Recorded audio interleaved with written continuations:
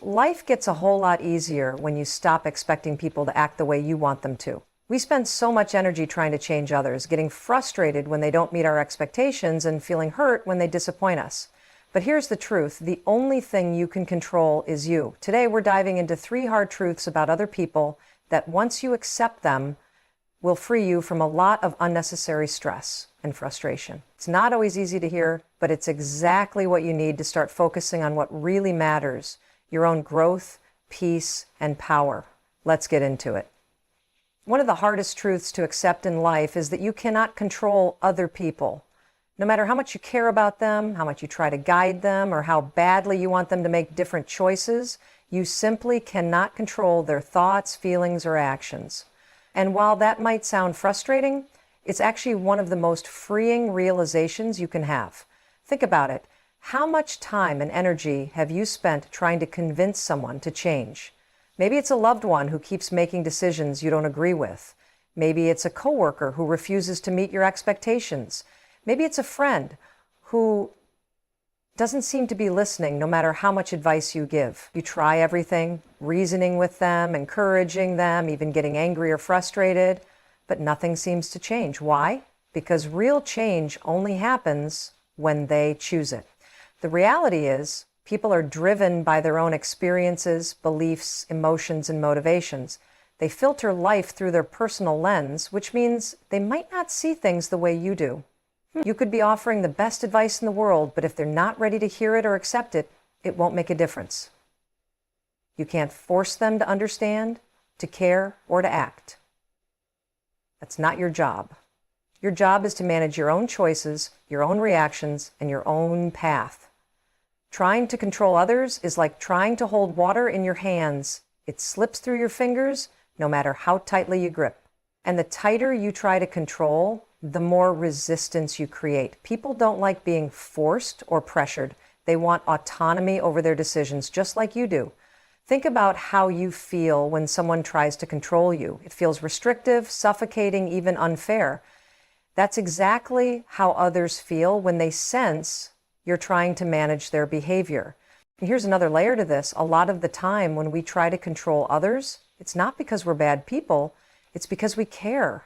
We don't want them to get hurt. We don't want them to make mistakes. We want them to succeed, be happy, and live a good life. But caring about someone doesn't give you the right to control their journey. Everyone has their own lessons to learn, their own path to walk, and sometimes that path includes mistakes and challenges. And that's okay. Those hard moments often teach the most valuable lessons. When you accept that you can't control others, you start to release the emotional weight you've been carrying. You stop wasting energy on trying to fix what isn't yours to fix. Instead, you focus on setting healthy boundaries and making decisions that align with your values and peace of mind. For example, if someone's behavior is hurting you, you can't force them to change, but you can decide how you respond. You can choose to communicate your feelings, set boundaries, or even walk away if necessary. That's where your real power lies, not in controlling them, but in controlling how you show up for yourself. This shift in mindset is liberating. You stop taking responsibility for everyone else's life and start focusing on your own. You realize that your peace doesn't depend on someone else's behavior, but on your ability to choose how you react. It doesn't mean you stop caring, but it does mean you stop attaching your happiness to someone else's choices. You can still love deeply, offer support, and be present, but from a place of acceptance rather than control. And here's the beautiful part. When you let go of trying to control others, you give them the space to grow in their own way. You allow them to take responsibility for their own life. Sometimes that space is exactly what they need to realize things on their own. But even if they don't, it's not your burden to carry. You're responsible for your journey, and they're responsible for theirs. This isn't always easy. It requires patience, self-awareness, and a lot of emotional strength. It means learning to sit with discomfort when people make choices you don't agree with. It means resisting the urge to step in and fix everything. But over time, this practice builds resilience. You become stronger, calmer, and more grounded because you're no longer fighting battles that aren't yours to fight.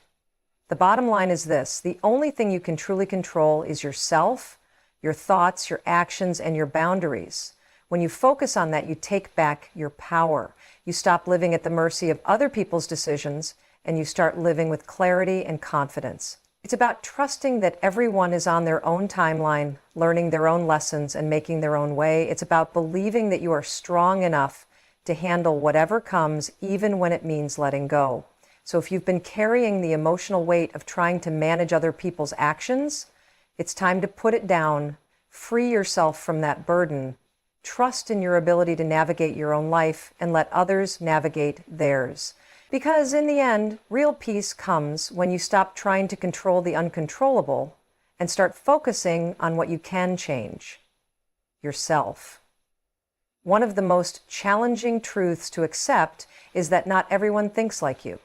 This realization can be uncomfortable, especially when you find yourself in situations where someone's actions or decisions seem completely illogical or even hurtful. It's easy to assume that if you see the world a certain way, if you value kindness, honesty, or hard work, then others should see it that way too. But that's not how it works. People are shaped by their unique experiences, beliefs, cultures, and backgrounds, which means their way of thinking can be entirely different from yours. We all develop our understanding of the world based on our personal experiences. The way you were raised, the people who influenced you, the challenges you've faced, and the lessons you've learned along the way all shape your perspective. This is why certain values or behaviors come naturally to you. For example, if you grew up in an environment where honesty was always emphasized, you may find it baffling when someone lies without guilt. If you were taught to always meet your responsibilities, you might feel frustrated by those who seem to avoid them. But the reality is, not everyone has walked your path. Their experiences have shaped them differently, and what feels obvious or right to you might not even register for someone else. It's also important to realize that people have different priorities. What matters deeply to you may not matter as much to someone else. You might value punctuality, and to you, being on time is a sign of respect. But for someone else, relationships or personal comfort might take priority, and they might not see being late as a big deal. Neither perspective is inherently wrong. They're just different. The problem arises when we expect others to share our priorities and feel frustrated when they don't. It's easy to label their behavior as careless or disrespectful, but often it's simply a reflection of different values. This difference in thinking is why conflicts arise so easily. We often assume that if we explain our perspective clearly, others will understand and agree. But understanding doesn't always lead to agreement. Just because someone hears you doesn't mean they'll think the same way. They might process information differently or prioritize other outcomes. And when they don't align with your way of thinking, it can feel like a personal rejection. But it's not personal. It's just human nature. Accepting that not everyone thinks like you also means recognizing that people handle emotions differently. Some people process things internally, keeping their feelings to themselves, while others are more open and expressive. Some are quick to forgive, while others need time and space. Some are solution-focused, while others need to sit with their emotions longer. If you expect others to react the way you would, you're setting yourself up for disappointment. And worse, you might misinterpret their actions. You might think someone doesn't care because they're not reacting the way you expect, when in reality, they're processing things in their own way. When you understand that people think differently, it doesn't mean you have to accept behavior that hurts you, but it does mean you stop expecting people to change just because their perspective doesn't match yours. Instead of getting frustrated, you can choose curiosity over judgment. You can ask yourself, why might they see it that way? What experiences could have shaped that perspective? This doesn't excuse bad behavior, but it does help you understand it better. And understanding is the first step to setting healthier boundaries and having more productive conversations. It's also about learning to let go of the need for constant agreement. Sometimes you have to be okay with seeing things differently. You can respect someone's perspective without adopting it as your own. You can listen without trying to convince. That's one of the greatest signs of maturity. Knowing when to let the differences exist without turning them into battles. It's about recognizing that diversity of thought is a natural part of life, and it doesn't have to threaten your own beliefs. This shift in perspective can ease a lot of tension in relationships. Instead of feeling disappointed when someone doesn't meet your expectations, you start to accept them for who they are. You learn to communicate your needs clearly while also accepting that they may not always respond the way you hope.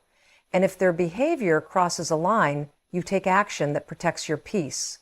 Not because you expect them to change, but because you're honoring your own values. You also stop internalizing their actions. When someone thinks or acts differently, it's easy to take it personally. You might assume they don't care or that they're intentionally trying to upset you, but more often than not, they're simply acting in alignment with their perspective, not out of malice. Realizing this helps you release unnecessary emotional weight. You understand that their actions are about them, not about you. Accepting that not everyone thinks like you is an act of emotional freedom. It helps you let go of frustration, disappointment, and misunderstandings. It allows you to focus your energy on responding to situations with clarity and compassion rather than trying to change people who are simply being themselves. It doesn't mean you accept harmful behavior, but it does mean you stop fighting against the reality that people see the world through their own lens. And that acceptance gives you more peace, more patience, and stronger, more honest relationships. One of the most powerful truths to accept is that people's actions reflect them, not you. It's easy to fall into the trap of taking things personally, believing that when someone hurts you, ignores you, or disappoints you, it's a direct reflection of your worth.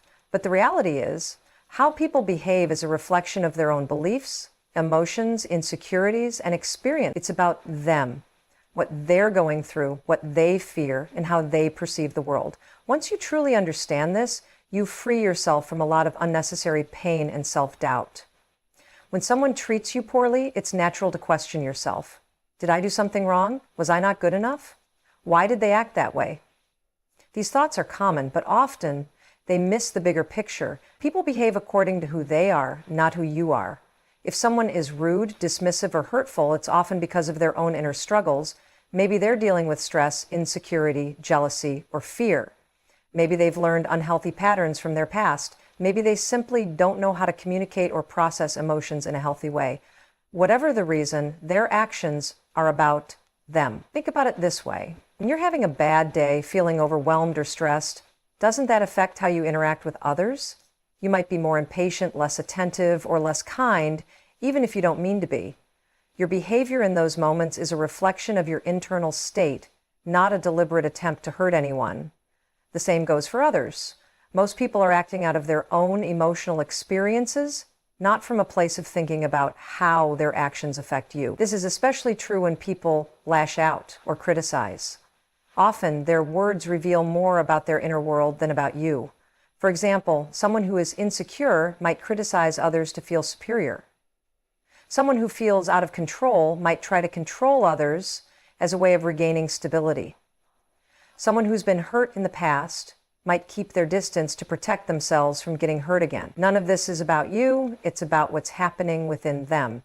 Of course, this doesn't mean you should tolerate disrespect or mistreatment, but it does mean you can stop internalizing it. You can stop letting it define how you see yourself. Just because someone doesn't recognize your worth doesn't mean you don't have it. Just because someone walks away doesn't mean you're unlovable. Just because someone betrays you doesn't mean you deserved it. Their choices are a reflection of their character, not your value. This understanding also helps when people disappoint you. Sometimes people can't show up for you in the way you need because they're limited by their own experiences and capacity. They may not have the emotional tools, the understanding, or the strength to be the person you hoped they would be. It's painful, but it's not personal. It's about where they are in their journey, not about how much you're worth. Even in situations where you've made mistakes and someone responds negatively, their reaction is still about them. Yes, you can take responsibility for your actions, but how someone chooses to respond is based on their emotional patterns and beliefs. Some people are quick to forgive, others hold grudges, some are open to understanding, others shut down. You're only responsible for your side of the equation, how you act, how you apologize, how you grow. You're not responsible for controlling how someone else processes it. When you embrace this truth, you develop emotional resilience. You stop giving away your power by letting someone else's actions dictate how you feel about yourself. You begin to trust in your own worth, knowing it isn't dependent on outside validation. You can acknowledge when someone's behavior hurts without turning it into a statement about your value. You can feel the sting of disappointment without letting it define you. And there's freedom in that. You stop living on an emotional roller coaster where every interaction feels like a reflection of who you are. You start approaching situations with more clarity and calm, understanding that most of what people do is rooted in their own reality. You become less reactive and more thoughtful. You recognize when someone's behavior is about their own pain, their own fears, and their own limitations, and instead of feeling hurt, you feel compassion, or at least attachment. This doesn't mean you excuse bad behavior. It means you stop owning it. You stop carrying it like a burden, believing it says something about you.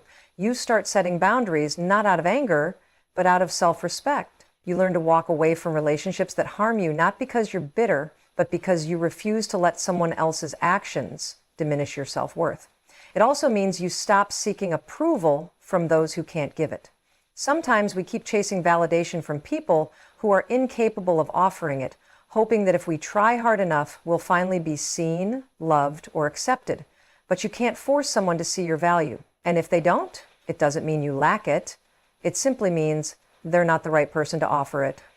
Understanding that people's actions reflect them, not you, is one of the most empowering mindsets you can adopt. It helps you stay grounded in your self-worth, even when others fail to recognize it. It allows you to move through life with confidence, knowing that your value isn't up for debate. It gives you the strength to let go of relationships that no longer serve you and the courage to stand in your truth no matter how others choose to act. And most importantly, it gives you peace. A deep, steady kind of peace that isn't shaken by the opinions or actions of anyone else. Accepting these three truths, understanding that you can't control others, realizing that not everyone thinks like you, and recognizing that people's actions reflect them, not you, will set you free. It will free you from unnecessary frustration, from taking things personally, and from wasting energy trying to change what's outside your control. Instead of getting caught up in other people's behaviors and expectations, you can focus on what truly matters, your own growth, peace, and boundaries. When you stop trying to control others, you gain emotional freedom. When you accept that people think differently, you build stronger, more understanding relationships. And when you realize that their actions are about them, not you, you protect your self-worth. Life becomes lighter, clearer, and more peaceful. The sooner you embrace these truths, the sooner you reclaim your power, because the only person you can truly change, improve, and control is you.